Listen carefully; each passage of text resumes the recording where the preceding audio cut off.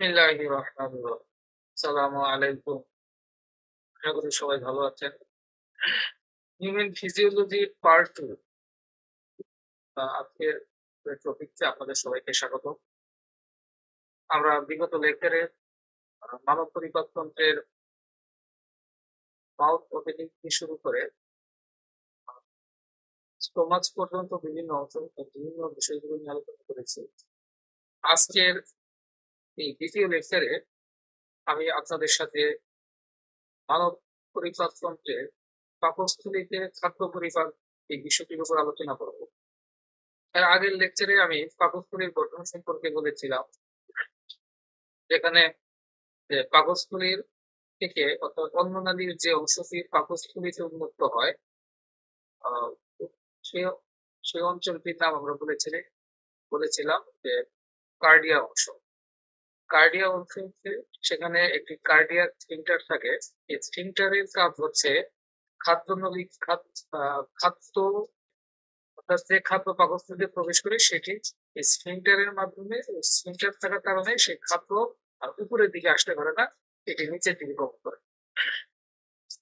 অর্থাৎ cardiac sphincter অর্থাৎ অন্ননালীর যে অংশটি পাকস্থলীতে উন্মুক্ত, সেই অঞ্চলটিকে আমরা বলেছি হচ্ছে কার্ডিয়া, এবং সেখানে একটি স্ফিংটার থাকে। স্ফিংটারের কাজ হচ্ছে খাদ্য বস্তু পাকস্থলীতে প্রবেশ করে এবং সেখান থেকে উল্টা পথে যেতে বাধা দেয়।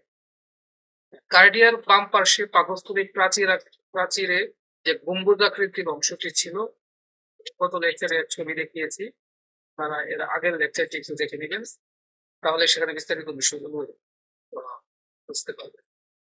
অর্থাৎ কার্ডিয়ার বাম পাশে পাকস্থলীর যে গম্বুজাকৃতির অংশটি রয়েছে সেটিকে আমরা বলেছি ফাঙ্গাস।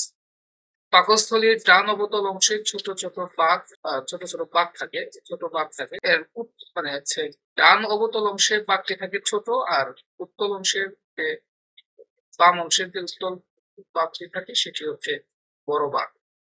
পাকস্থলীর যে অংশ ডিউডেনাম উন্মুক্ত হয়, সেই অঞ্চলটিকে আমরা বলেছি পাইলোরিক অংশ।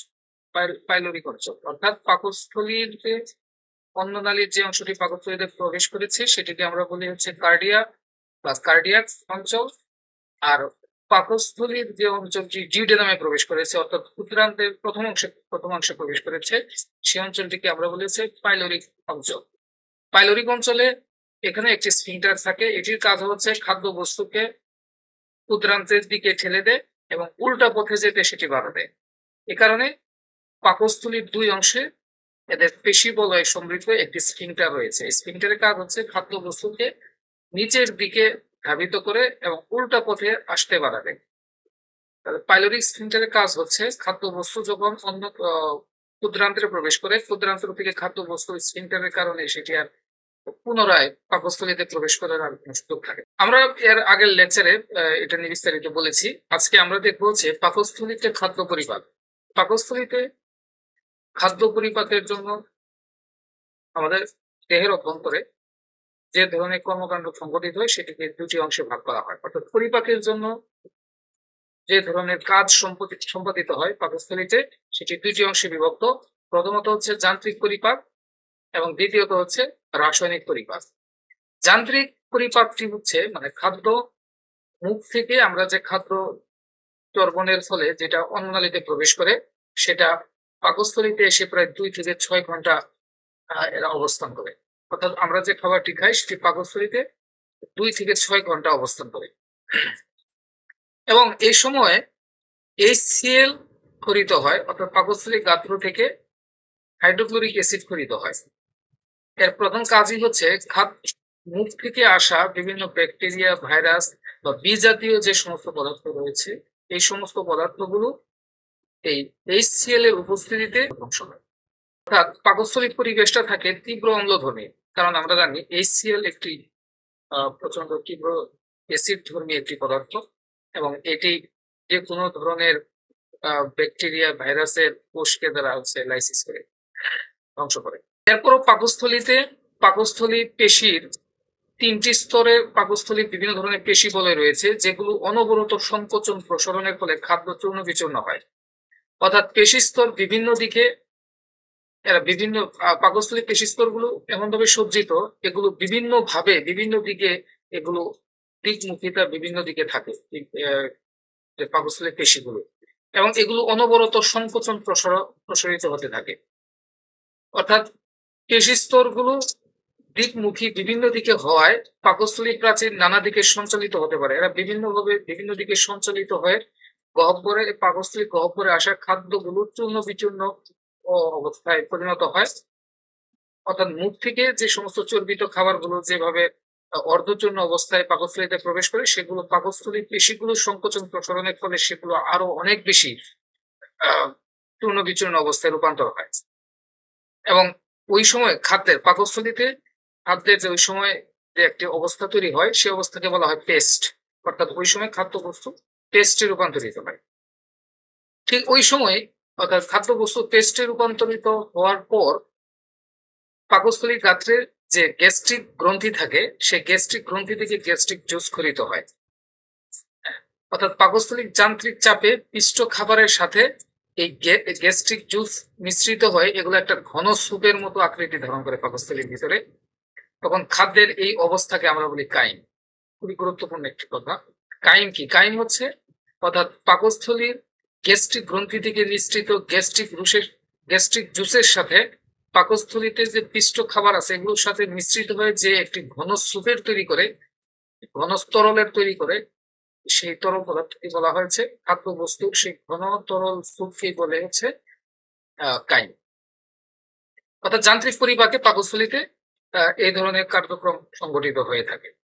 এরপরে শুরু হয় রাসায়নিক পরিপাক। রাসায়নিক পরিপাক কি? এনজাইমের উপস্থিতিতে জটিল খাদ্যবস্তু ভেঙে সরল খাদ্যবস্তুতে রূপান্তর হবে। কাইম বা মন্ডের উপর গ্যাস্ট্রিক গ্রন্থি নিঃসৃত বিভিন্ন ধরনের এনজাইম ক্ষরণ শুরু হয়। অর্থাৎ এনজাইম ক্ষরণের ফলে জটিল খাদ্যবস্তু যে ভাঙ্গা শুরু হয়, আমরা এটাকে বলবো হচ্ছে রাসায়নিক পরিপাক।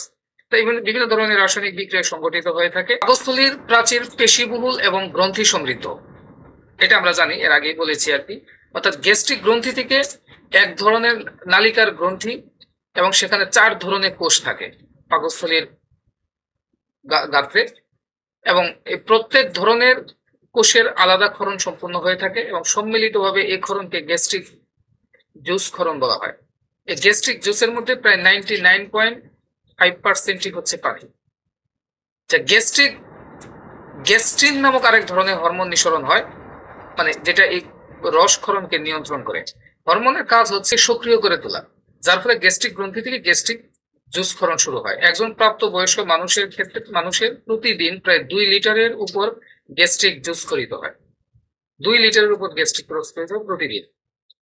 পাকস্থলীতে শর্করা জাতীয় খাদ্য পরিপাক ঘটে না। অর্থাৎ শর্করা জাতীয় খাদ্য পরিপাকের জন্য কোনো এনজাইম পাকস্থলীতে না থাকায় এখানে শর্করা জাতীয় খাদ্য অপরিবর্তিত অবস্থায় থাকে।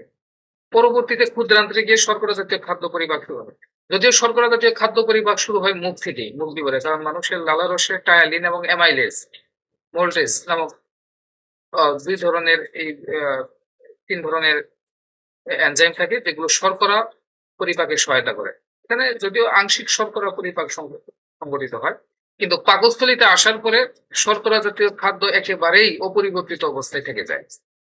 সুতরাং শর্করা জাতীয় কোনো খাদ্য পরিপাক পাকস্থলীতে ঘটে না। গ্যাস্ট্রিক জুসে সাধারণত 2 ধরনের এনজাইম থাকে। প্রথমত হচ্ছে পেপসিনোজেন এবং হচ্ছে প্রোরেনিন। এই 2 ধরনের প্রোটিওলাইটিক এনজাইম। প্রোটিওলাইটিক এনজাইম হচ্ছে অর্থাৎ প্রোটিন পরিপাকের জন্য যে সমস্ত এনজাইম কাজ করে সেগুলোকে প্রোটিওলাইটিক এনজাইম বলে। পাকস্থলীতে প্রধান পরিপাক সংগঠিত হয় প্রোটিন জাতীয় খাবারের। প্রোটিন জাতীয় খাবার কি কি আমরা তো জানি, সেগুলো যেমন মাছ, মাংস, দুধ, ডিম, শস্য দানাগুলো তো প্রোটিন থাকে। অর্থাৎ এই প্রোটিন গুলো ভাঙার প্রথম কাজ শুরু হয়েছে পাকস্থলীতে। পাকস্থলীতে প্রোটিন জাতীয় খাদ্য পরিপাক সংগঠিত হয় প্রধানত। এখানে ওই গ্যাস্ট্রিক জুসে 2 ধরনের এনজাইম থাকে, প্রোটিওলাইটিক এনজাইম। আমরা একটা বলেছি হচ্ছে নিষ্ক্রিয় পেপসিনোজেন এবং নিষ্ক্রিয় প্রোরেনিন। এছাড়াও পাকস্থলীতে গ্যাস্ট্রিক লাইপেজ নামক আরেক ধরনের এনজাইম, লাইপেজ এনজাইম। যেহেতু লিপিড জাতীয় খাদ্য পরিপাক সংগঠিত হয় ক্ষারীয় পরিবেশে অম্লীয় পরিবেশ মানে HCl থাকার কারণে পাকস্থলীর ভিতরে খাদ্য পরিপাকের ক্ষেত্রে মানে লিপিড জাতীয় খাদ্য পরিপাকটা অনেক কঠিন হয়ে যায়। যদিও গ্যাস্ট্রিক লাইপেজ ক্ষরণ হয়, কিন্তু এই লাইপেজ লিপিডের উপরে তত বেশি প্রভাব তৈরি করতে পারে না। আমরা আগেই বলেছি, যেহেতু লিপিড জাতীয় খাদ্য পরিপাকের জন্য যে পরিবেশ দরকার সেটি হচ্ছে ক্ষারীয় পরিবেশ, অ্যালকালাইনেটিক পরিবেশ, এনভায়রনমেন্ট প্রয়োজন। কিন্তু পাকস্থলীতে যেহেতু HCl নিশ্চিত হয়, সেখানে তীব্র অ্যাসিড ধর্মী থাকায় এখানে লাইপেজ তেমন ভালো কাজ করে না। শিশুদের ক্ষেত্রে আবার লাইপেজ খুব ভালো কাজ করে, এই কারণে শিশুদের তেল চর্বি শরীরে খুব সহজে হজম হয়। পাকস্থলী তাদের পাকস্থলী বাচ্চাদের ক্ষেত্রে পাকস্থলীতে যে লাইপেজ এনজাইম গঠিত হয়, এই লাইপেজ এনজাইম মানে খুব কার্যকরী থাকে, কেননা শিশুদের ক্ষেত্রে HCl এর ফলন একেবারেই কম। বাচ্চা বয়সে এটা আস্তে আস্তে ফলনটা বাড়তে থাকে। HCl ফলন শিশুদের ক্ষেত্রে খুব বেশি হয় না, না হওয়ার কারণে সেখানে অম্লীয় পরিবেশ অতটা বিস্তার না করায় সেখানে লাইপেজ খুব ভালো কাজ করে, এই কারণে শিশুদের ফ্যাট খুব ভালো। আস্তে আস্তে বয়স বাড়ার সাথে সাথে HCl এর ফলন বাড়তে থাকে এবং লিপিড জাতীয় খাদ্য পরিপাকের পাকস্থলীতে যে ক্ষমতাটা সেটা হ্রাস পেতে থাকে।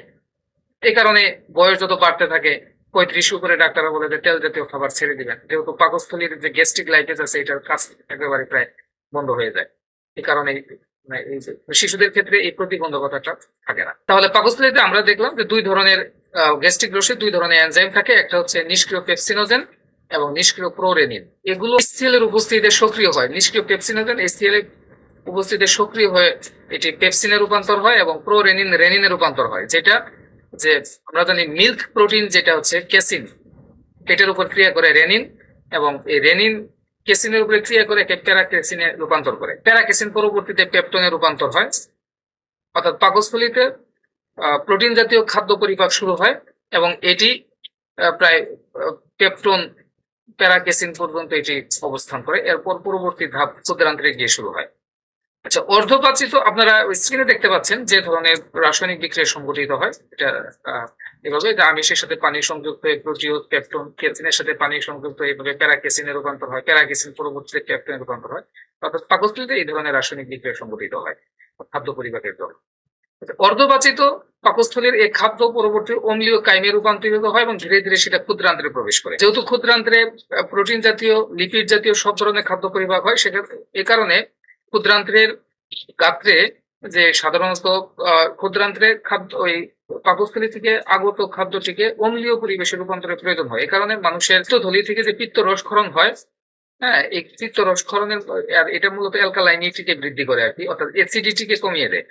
অর্থাৎ যে প্রক্রিয়ার মাধ্যমে অম্লীয় পরিবেশ ক্ষারীয় পরিবেশে রূপান্তর হয়, এই প্রক্রিয়াটার নাম হচ্ছে ইমালসিফিকেশন। আমরা পরবর্তীতে এটা নিয়ে বলবো আর কি ক্ষুদ্রান্তের খাদ্য পরিপাকের ক্ষেত্রে।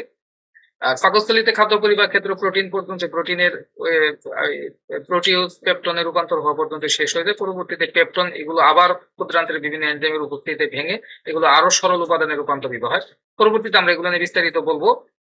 আর আমি আগেই বলেছি যে পাকস্থলী প্রাচীর থেকে গ্যাস্ট্রিক লাইপেজ ক্ষরণ হয়। এই গ্যাস্ট্রিক লাইপেজ যেহেতু লাইপেজ এনজাইমটি সবচেয়ে বেশি কাজ করে ক্ষারীয় পরিবেশে, পাকস্থলীতে প্রচন্ড তীব্র অ্যাসিডিটি থাকায়, অ্যাসিডিক এনভায়রনমেন্ট থাকায় এখানে লিপিড জাতীয় খাদ্যের পরিপাক খুব ভালোভাবে হয় না। লিপিড জাতীয় খাদ্য পরিপাক পরবর্তীতে ক্ষুদ্রান্ত্রে খুব দৃঢ়ভাবে সংগঠিত হয়। হ্যাঁ, পাকস্থলী পাইলোরিক প্রান্তে অবস্থিত এই স্ফিংক্টার খাদ্যকে ডিউডেনামে প্রবেশ করে। আর স্ফিংক্টারের কাজটা আমি আগেই বলেছি, এটি একটি পেশি বলয়। এটির কাজ হচ্ছে খাদ্যকে নিচের দিকে গমন করায় উপরের দিকে যেতে বাধা দেয়। হ্যাঁ, এই কাজ করে। যাই হোক, লেকচারটি অনেক লম্বা হয়ে গেছে, আজকে এই পর্যন্তই। আপনাদের মানব শরীরগতের পার্ট 3 বা তৃতীয় লেকচারটি শোনার আমন্ত্রণ জানিয়ে আজকে আমি এখানে শেষ করছি। Thank you very much.